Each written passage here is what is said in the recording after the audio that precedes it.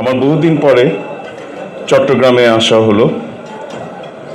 চট্টগ্রাম আমার অত্যন্ত প্রিয় জায়গা, কিন্তু বিভিন্ন কারণে প্রায় 7-8 বছর আসা হয়নি।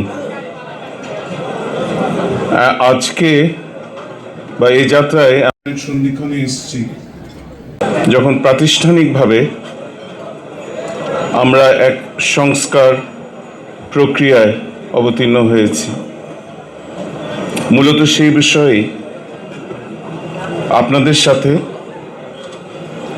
বেঞ্চ এবং বারের সাথে মত বিনিময় করার জন্য আমার এই আশা। আজকে একই দিনে দুবার আসা হলো। সকালে আমার সৌভাগ্য হয়েছিল বিভিন্ন এজলাসে ঘুরে দেখা এবং বারের অনেক সিনিয়র, মিড লেভেল এবং জুনিয়র মেম্বার্সদের সাথে একাধারে আমার বেশ অনেক বিষয় আলোচনা হয়েছে।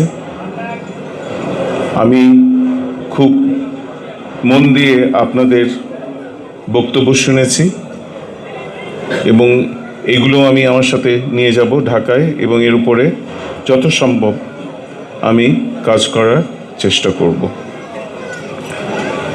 আরেকটা কথা বলতে চাইছিলাম যে আজকে একটা চট্টগ্রাম বারের সাথে মনে হচ্ছিল একটা আত্মিক একটা যোগসূত্র আছে।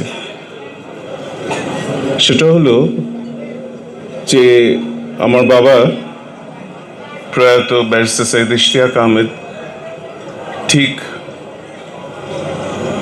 23 থেকে 24 বছর আগে এখানে এসেছিলেন, 1 সেপ্টেম্বর 2001-এ। তো সেটার একটা ফলক আছে বিচার প্রাঙ্গণে যাওয়ার ঠিক ঢোকার আগেই। তো সেটা আমি কোনো দিন দেখিনি। তো আমার প্রায় 23 থেকে 24 বছর লেগে গেল ওটা এসে দেখার জন্য, চাক্ষুষ ওটা দেখলাম এবং মনে হলো তারই ধারাবাহিকতায় যেন আমার এই আশা, যদিও 24 বছর পরে।